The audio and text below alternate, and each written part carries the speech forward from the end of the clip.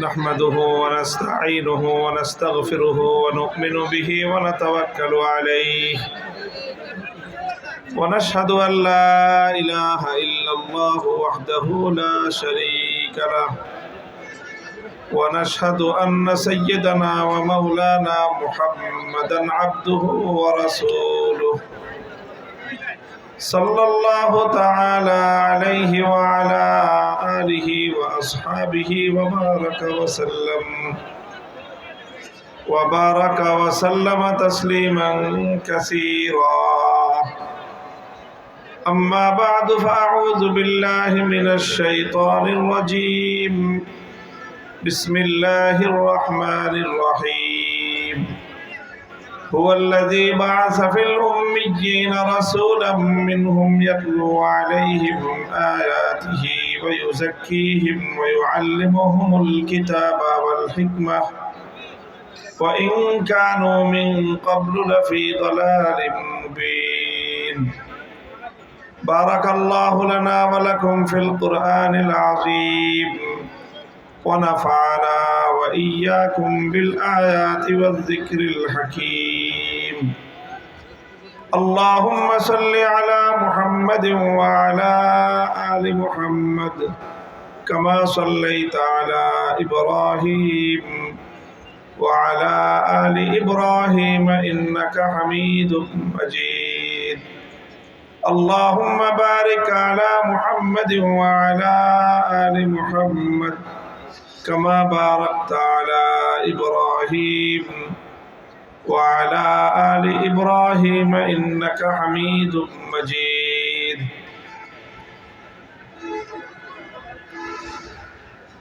সম্মানিত সভাপতি, উপস্থিত হযরত উলামায়ে কেরাম, শ্রদ্ধাভাজন আমার বয়োজ্যেষ্ঠ মুরব্বী সাহেবান, সমবেত ইসলাম প্রিয়, কোরআন প্রেমিক, নবী প্রেমিক, তাওহীদি মুসলমান ভাই ও বন্ধুগণ, বাংলাদেশ খেলাফত যুব মজলিসের উদ্যোগে আয়োজিত আজকের এই পবিত্র সিরাতুন নবী সাল্লাল্লাহু আলাইহি ওয়াসাল্লাম মাহফিলে আল্লাহ পাক রব্বুল আলামিন আমাদেরকে উপস্থিত হওয়ার তৌফিক দিয়েছেন। উলামায়ে কেরামের কাছ থেকে সিরাতুন নবী সাল্লাল্লাহু আলাইহি ওয়াসাল্লাম সম্পর্কে মূল্যবান আলোচনা শুনবার সুযোগ করে দিয়েছেন রব্বে করিমের বড়ই মেহেরবানি। এই জন্য আল্লাহ রাব্বুল আলামিনের দরবারে কালিমাতুশ শুকরের হাদিয়া পেশ করি আলহামদুলিল্লাহ। আমি আপনাদের সম্মুখে রাসূল আকরাম সাল্লাল্লাহু আলাইহি ওয়াসাল্লামের জীবন এবং তার জীবনের কর্মসূচি, জীবনের কার্যক্রম, আল্লাহর নবীর সিরাত সম্পর্কে পবিত্র কোরআনে কারীমে আল্লাহর পক্ষ থেকে নাজিলকৃত একটি আয়াত তেলাওয়াত করেছি সূরাতুল জুমআ থেকে। উল্লেখিত আয়াতের মধ্যে আল্লাহ পাক রব্বুল আলামিন আল্লাহর পক্ষ থেকে প্রেরিত আমাদের নবীর জীবনের মৌলিক কাজ কর্মসূচি সম্পর্কে একটা সংক্ষিপ্ত আলোকপাত আল্লাহ করেছেন। সংক্ষিপ্ত হলেও অত্যন্ত মৌলিক আলোচনা। আমরা জানি নবী আকরাম সাল্লাল্লাহু আলাইহি ওয়াসাল্লাম যেই যুগে, যেই সমাজে প্রেরিত হয়েছিলেন, সেই যুগ এবং সেই সমাজটা কোনো ভালো সুন্দর কোনো সমাজ ছিল না। সেই যুগটা অত্যন্ত ভয়াবহ এবং নৃশংস এক যুগ ছিল। ইতিহাসে সেই যুগটাকে বলা হয় আইয়ামে জাহেলিয়াত, বর্বরতার যুগ, অন্ধকার যুগ, হিংস্রতার যুগ। যত খারাপ অভিধা দেওয়া যায় সমস্ত খারাপ অভিধায় অভিহিত ছিল সেই সময়ের যুগগুলো। সেই সময়ের মানুষ ইতিহাসের নিকৃষ্টতম মানুষে পরিণত হয়েছিল। সেই বর্বর যুগের নিকৃষ্ট মানুষ, আর তার উপর আরব বেদুইনদের সময় না ছিল তাদের মধ্যে কোনো শিক্ষা, না ছিল কোনো সভ্যতা। এরকম একটা জাতির কাছে আল্লাহর নবী প্রেরিত হয়েছিলেন। মাত্র 23 বছর তিনি এমন কিছু কাজ করেছিলেন যেই কাজের মাধ্যমে আল্লাহর নবী এমন একটা জাতি, এমন একটা সমাজ গঠন করতে সক্ষম হয়েছিলেন, যেই যুগের পরিবর্তন তিনি করতে সক্ষম হয়েছিলেন, যেটা ছিল জাহেলিয়াতের যুগ, যেটা ছিল বর্বরতার যুগ, সেই যুগটা পৃথিবীর ইতিহাসের স্বর্ণযুগে পরিণত হয়ে গেল। যে মানুষগুলো সবচেয়ে বর্বর মানুষ ছিল, সেই মানুষগুলো পৃথিবীর ইতিহাসের সবচেয়ে সুন্দর, সোনার, সফল মানুষে পরিণত হয়ে গেল। আজও পর্যন্ত পৃথিবী সেই মানুষগুলোর কথা স্মরণ করে এবং সেরকম সোনার মানুষ পৃথিবীতে আর কোনোদিন আসবে না। এটা কিভাবে সম্ভব হয়েছিল? রাসূল আকরাম সাল্লাল্লাহু আলাইহি ওয়াসাল্লাম এই আমূল পরিবর্তন কেমন ভাবে সাধন করেছিলেন, এটা আজ আমাদের জানার প্রয়োজন। কারণ আজ এখন আমরা যেই যুগে বসবাস করছি, এটাও একটা জাহেলিয়াতের যুগ,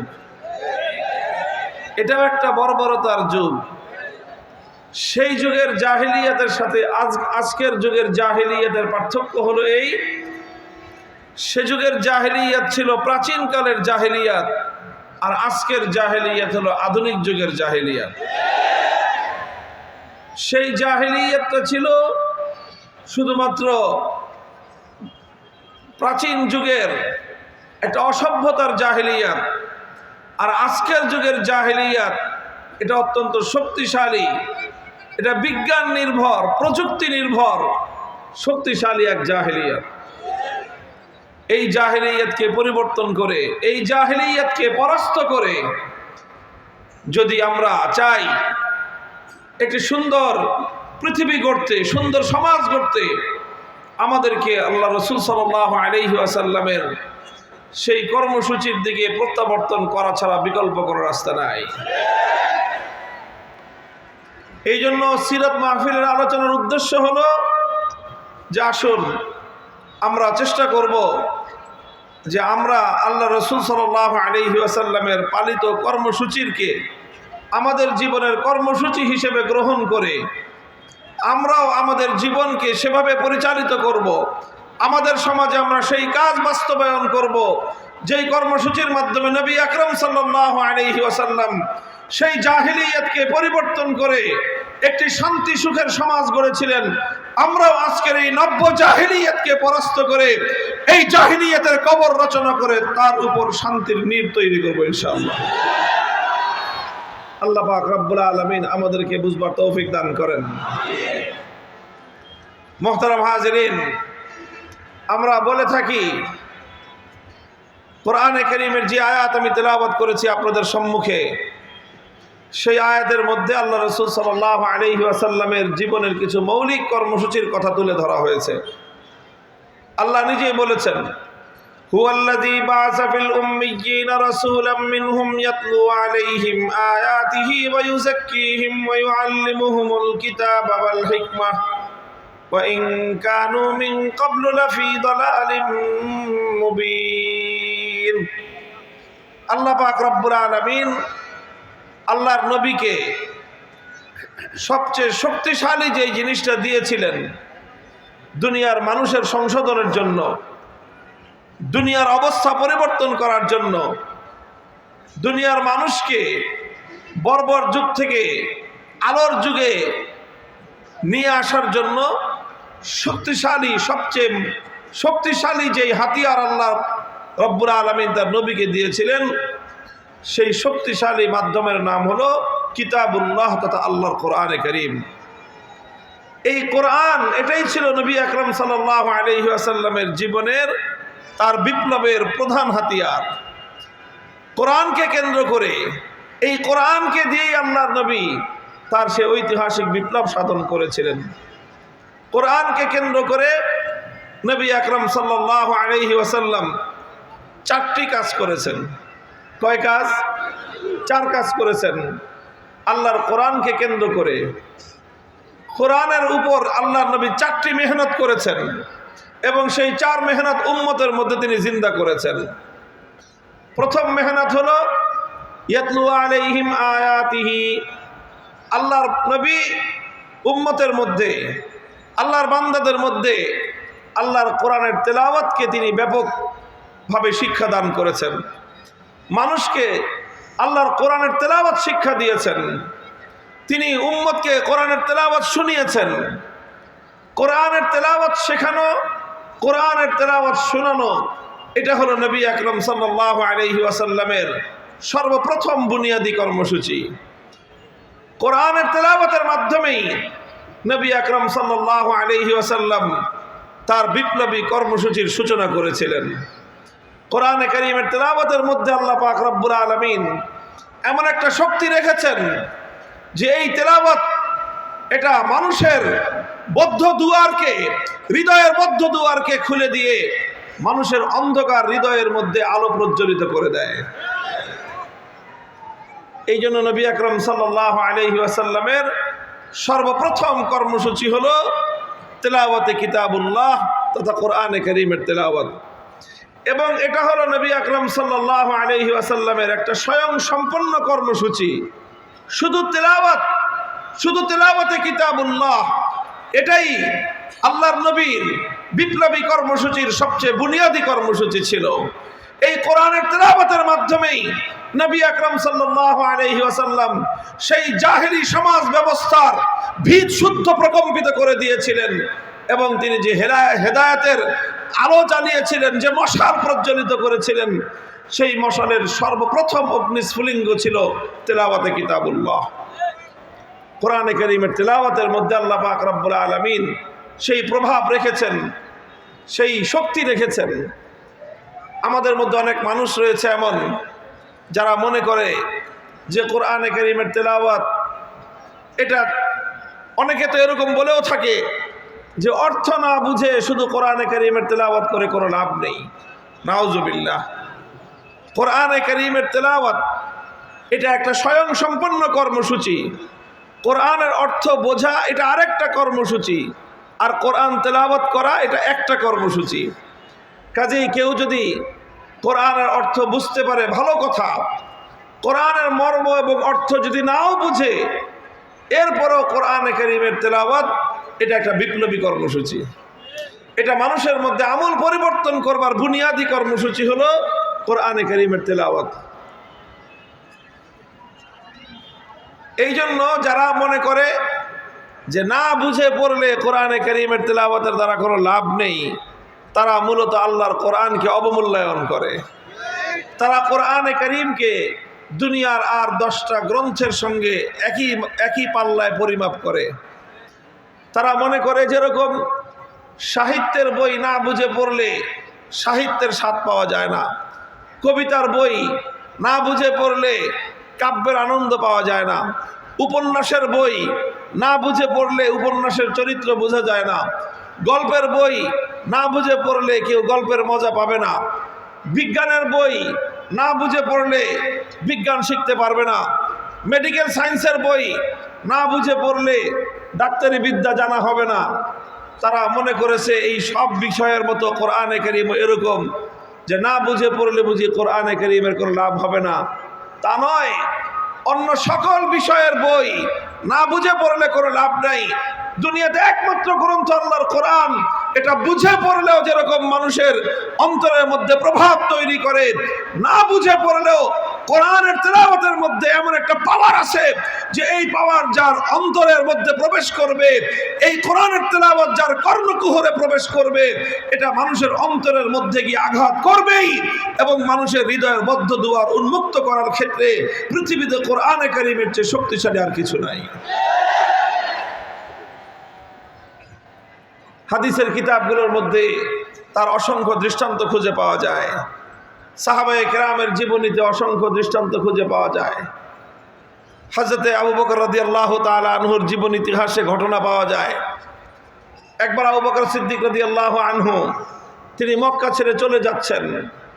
রাস্তার মধ্যে এক লোকের সঙ্গে দেখা, একজন নেতৃস্থানীয় লোক, নাম হলো তার ইবনুদ দাগিনা। সে বলল, আবু বকর কোথায় যাও? তিনি বললেন যে আমি মক্কায় থাকবো না। কেন থাকবেন না? মক্কার মানুষ জুলুম এবং নির্যাতন করে, অন্যায় এবং অত্যাচার করেছে আমার উপর, আমাকে ত্যক্ত বিরক্ত করে দিয়েছে, এই জন্য আমি আর মক্কায় থাকবো না, মক্কা ছেড়ে চলে যাচ্ছি। ইবনুদ দাগিনা বলল যে না, আবু বকর তোমার মতো লোক মক্কা ছেড়ে চলে যেতে পারে না। তুমি মক্কার মধ্যে মানুষের উপকার করো, অনাহারীকে আহার তুলে দাও, অভাবগ্রস্তের অভাব দূর করো, তুমি অসুস্থ মানুষের চিকিৎসা করো, তুমি মানুষকে সাহায্য করো। তোমার মতো এরকম সোনার মানুষ, মাটির মতো নরম মানুষ, পরোপকারী মানুষ যদি মক্কা থেকে চলে যায়, এটা মক্কার অধিবাসীদের জন্য একটা কলঙ্কের বিষয় হবে, বদনাম হবে তাদের। তুমি মক্কা ছেড়ে চলে যেও না। তোমার কি সমস্যা, চলো আমি সমাধান করে দিচ্ছি। ইবনুদ দাগিনা নামক সেই সরদার আবু বকর রাদিয়াল্লাহু আনহুকে সঙ্গে করে মক্কায় ফিরে আসলেন। এসে মক্কাবাসীকে বললেন যে দেখো, আবু বকর সে একজন ভালো মানুষ, তার মতো এরকম সোনার মানুষ হয় না। এই লোকটাও যদি তোমাদের অত্যাচারে অতিষ্ঠ হয়ে মক্কা ছেড়ে চলে যায়, তাহলে গোটা আরবের মধ্যে মক্কার মানুষের বদনাম হয়ে যাবে যে আরো আবু বকরের মতো একজন ভালো মানুষ মক্কায় থাকতে পারে নাই। এই জন্য আবু বকর মক্কায় থাকবে, আমি দায়িত্ব নিচ্ছি, তোমরা কেউ আবু বকরকে ডিস্টার্ব করবে না। মক্কার লোকেরা বলল যে ঠিক আছে, আবু বকর থাকবে, থাকুক। আবু বকর আমাদের বাপদাদার ধর্ম ত্যাগ করে মুহাম্মাদের ধর্ম গ্রহণ করেছে সাল্লাল্লাহু আলাইহি ওয়াসাল্লাম, আমরা না হয় সেটাও মেনে নিলাম। আবু বকর মুহাম্মাদের ধর্ম প্রচার করে, আমরা না হয় সেটাও মেনে নিলাম। কিন্তু আবু বকরকে আমাদের একটা শর্ত মানতে হবে। কি শর্ত? যে আবু বকর কোরআন তেলাওয়াত করে, কোরআন তেলাওয়াত করুক, সেটা নিয়ে আমরা আপত্তি করব না। তবে শর্ত হলো আবু বকর কোরআন তেলাওয়াত করবে তার ঘরের মধ্যে দরজা জানালা বন্ধ করে। সে ঘরের বাইরে বারান্দায় অথবা উঠোনে দাঁড়িয়ে কোরআনে কারীমের তেলাওয়াত করে, এইভাবে উন্মুক্ত স্থানে সে কোরআন তেলাওয়াত করতে পারবে না। ইবনুদ দাগিনা জানতে চাইল কারণ কি? ঘরের মালিক আবু বকর, ঘরের উঠোনের মালিক আবু বকর, তার জায়গায় সে দাঁড়িয়ে কোরআন তেলাওয়াত করবে, তোমাদের সমস্যা কি?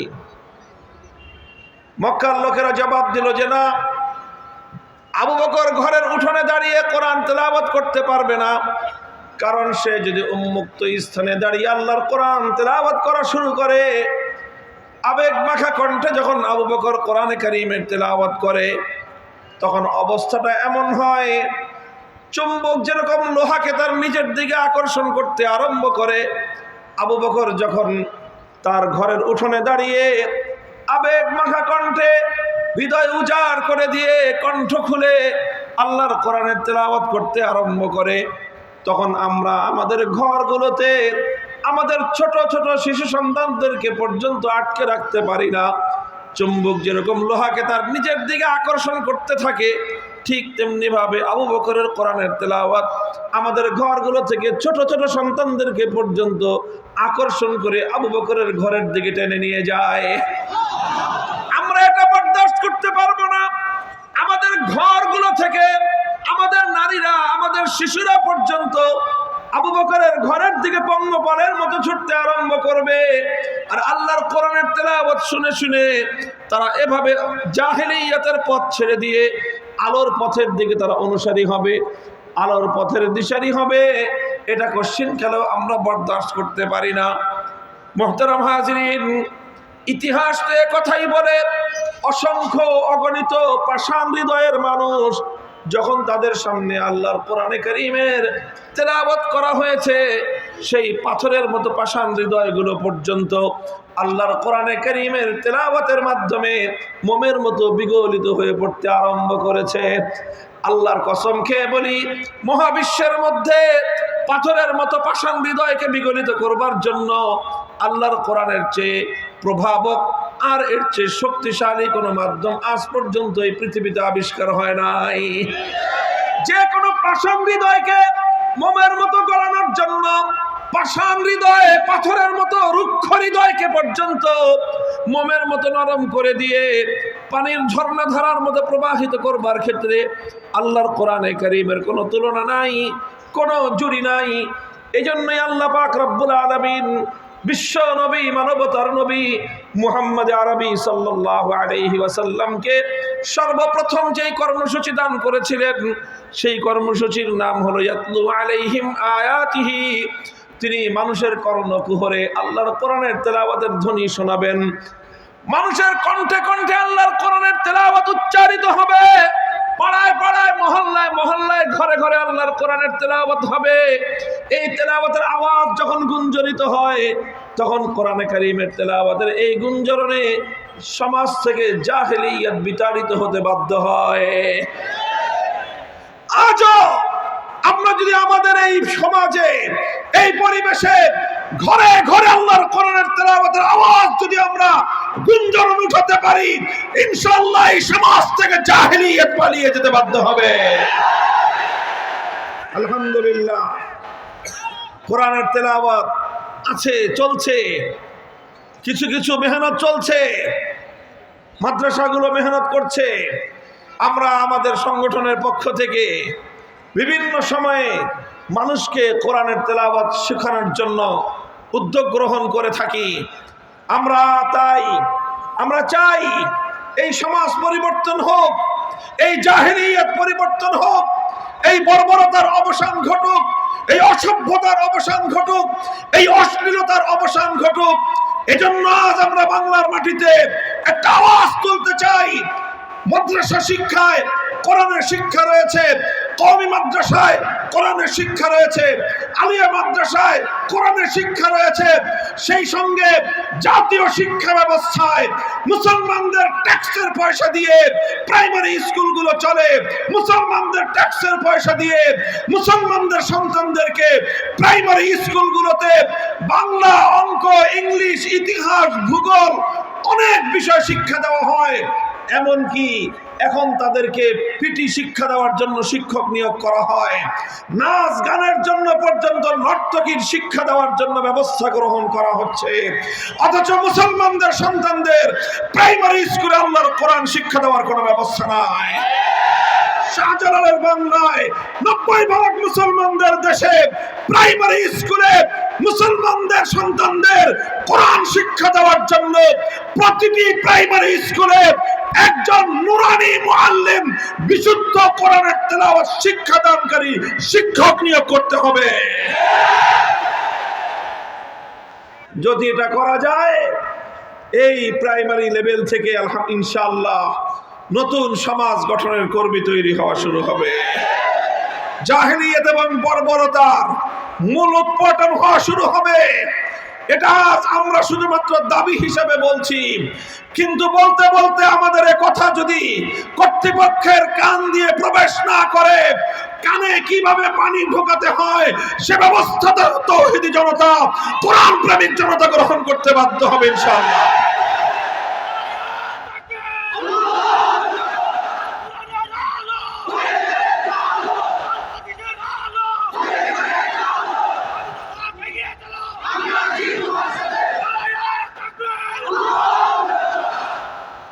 মুহতারাম হাজিরিন, বলতেছিলাম নবী আকরাম সাল্লাল্লাহু আলাইহি ওয়াসাল্লামের সর্বপ্রথম কর্মসূচি ছিল তিলাওয়াতে কিতাবুল্লাহ। এই জন্য আমরাও বলি আল্লাহর কোরআন পড়ুন সবাই, কোরআন তেলাওয়াত করুন সবাই। যে মুসলমানের হৃদয়ে আল্লাহর কোরআনের তেলাওয়াত নাই, তার হৃদয়টা মুর্দা হৃদয়। ওই মুসলমান একজন মুর্দা মুসলমান। আমরা জিন্দা মুসলমান চাই। মুহতারাম হাজিরিন, কোরআনে কারীমের তেলাওয়াত ঘরে ঘরে আওয়াজ উচ্চারণ করেন। ঘরে ঘরে আল্লাহর কোরআনের তেলাওয়াতের আওয়াজ উচ্চারিত হোক। মুমিনের প্রত্যেকটা সন্তানের কণ্ঠে কণ্ঠে আল্লাহর কোরআনের তেলাওয়াতের গুঞ্জরণ হোক। কথা বলেন ঠিক কিনা? নবী করিম সাল্লাল্লাহু আলাইহি ওয়াসাল্লামের 2 নম্বর কর্মসূচি যেটা ছিল, ওয়া ইউআল্লিমুহুমুল কিতাব। তিনি কোরআন তেলাওয়াত শিক্ষা দেওয়ার পরে এরপরে উম্মতকে কোরআনের মর্ম শিখিয়েছেন, কোরআনের মর্ম বুঝিয়েছেন, কোরআনের ব্যাখ্যা বুঝিয়েছেন। কোরআনের ব্যাখ্যা শিক্ষা দেওয়া, কোরআন বোঝা, এটাও মুমিনের অনেক বড় দায়িত্ব এবং জিম্মাদারি। কোরআন যদি একজন মানুষ বুঝতে পারে, আল্লাহ পাক রব্বুল আলামিন মানব জাতিকে লক্ষ্য করে কি বার্তা প্রেরণ করলেন, আল্লাহর বান্দাদের আল্লাহর বার্তাটা বুঝবার দরকার আছে না নাই? বলেন, আল্লাহর পক্ষ থেকে আল্লাহর বান্দাদের উদ্দেশ্যে যেই বার্তা আসলো, যেই পয়গাম আসলো, আপনার রব আপনার নিকট একটা পয়গাম প্রেরণ করলেন, এই পয়গামটা আপনার এবং আমার বুঝার দরকার আছে না নাই? মোহতারাম হাজির, এখন তো ডিজিটাল যুগ, এখন তো আর মানুষ চিঠিপত্র লেখে না, কিন্তু আগে এক সময় মানুষের যোগাযোগের মাধ্যম ছিল চিঠিপত্র। কথা বলেন ঠিক কিনা?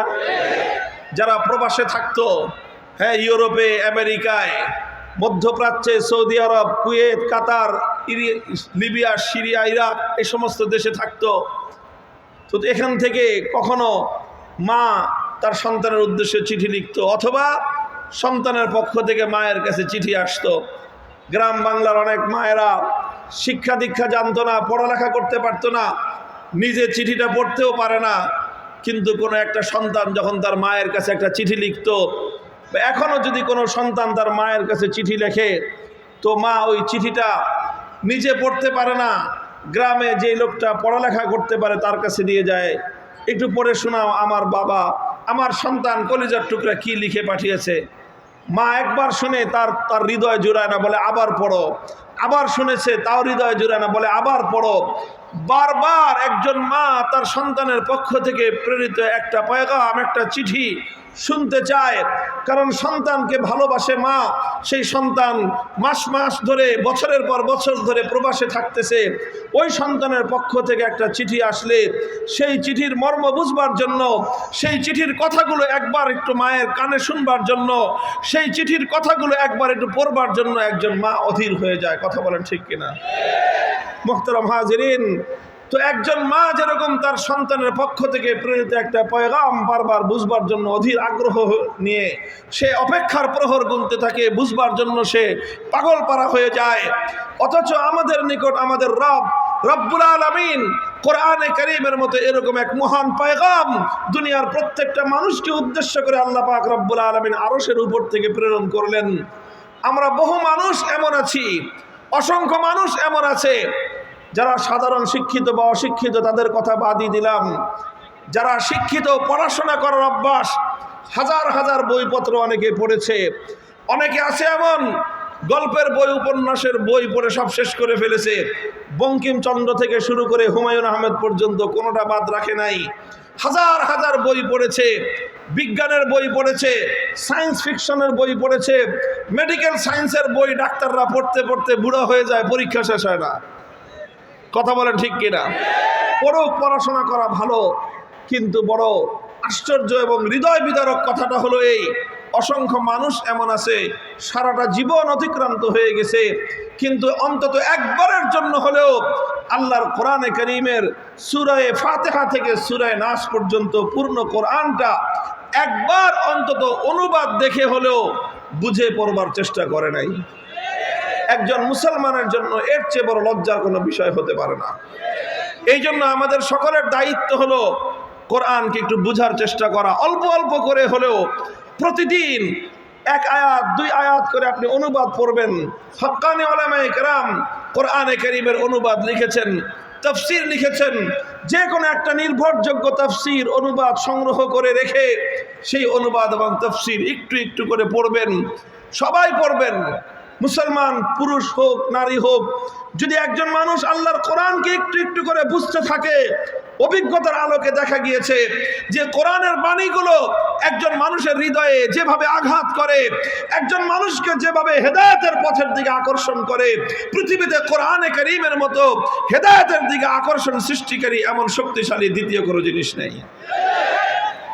ওয়া ইউআল্লিমুহুমুল কিতাব, আল্লাহর পয়গম্বরের 2 নম্বর দায়িত্ব হলো উম্মতকে যে কোরআনের তেলাওয়াত শেখালেন, এবার তিনি সেই কোরআনের মর্ম বোঝাবেন, মর্ম শেখাবেন, তাফসীর করবেন। আলহামদুলিল্লাহ সুম্মা আলহামদুলিল্লাহ, একদিকে এখন যেমনি ভাবে উলামায়ে কেরাম এবং আমরা চেষ্টা করে যাচ্ছি মুসলমানদের সন্তানদেরকে আল্লাহর কোরআনে কারীমের বিশুদ্ধ তেলাওয়াত শিক্ষা দেওয়ার জন্য, সেই সঙ্গে মুসলিম জাতি যেন আল্লাহর কোরআন বুঝতে পারে তার জন্য অসংখ্য অগণিত পদক্ষেপ রয়েছে।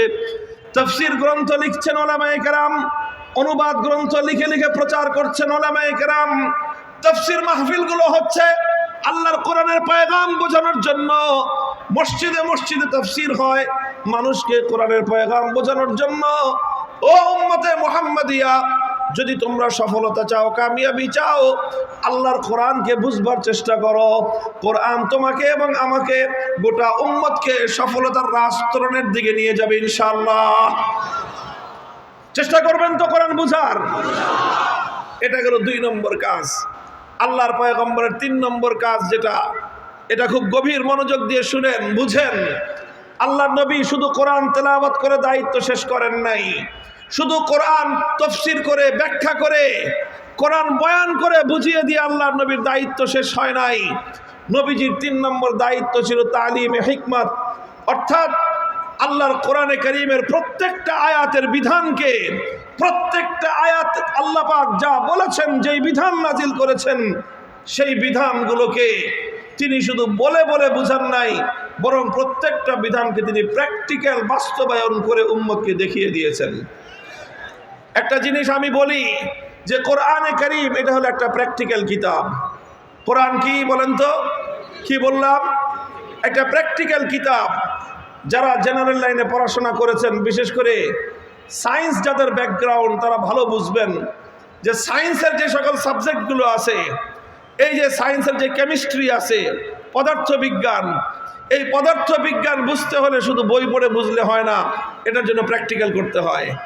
মেডিকেল সায়েন্স, শুধু বই পড়লে, লেকচার শুনলে কেউ মেডিকেল সায়েন্সের ডাক্তার হতে পারবে না, বরং তাকে লেকচার শুনতে হবে, বই পড়তে হবে, সঙ্গে সঙ্গে প্র্যাকটিক্যাল তাকে অনুশীলন করে করে ডাক্তারি শিখতে হয়। ঠিক তদ্রূপ কোরআনে কারীম শুধু তেলাওয়াত করেই মানুষ বুঝতে পারবে না।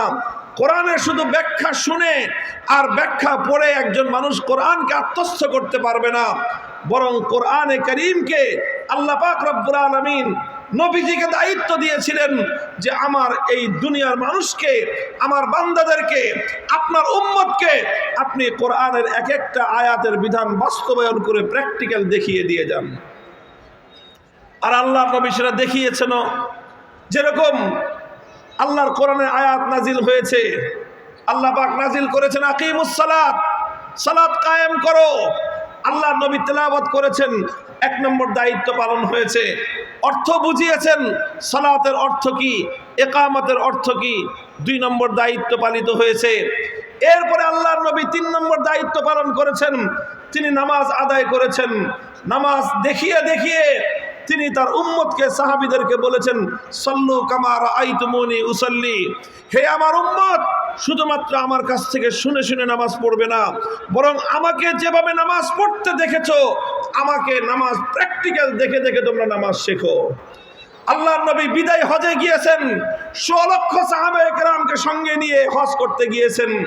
আর উম্মতকে, সাহাবায়ে কেরামকে বলেছেন, খুযু আন্নী মানাসিকাকুম, হে আমার উম্মত, হজের এক একটা আমল তোমরা আমাকে দেখে দেখে প্র্যাকটিক্যাল শিখো।